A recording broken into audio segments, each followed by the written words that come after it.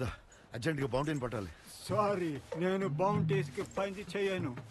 ప్రతిదానికి ఒక రేట్ ఉంటుంది. నీదంతా చెప్పు. 5000 యూనిట్స్.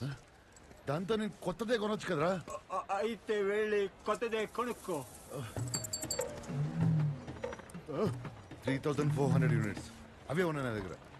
Units first.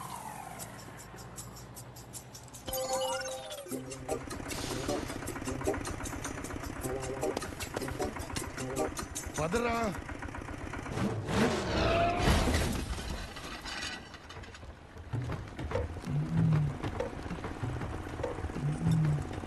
ఈ ముసలాళ్ళందరూ నాకెందుకు దొరుకుతున్నారు?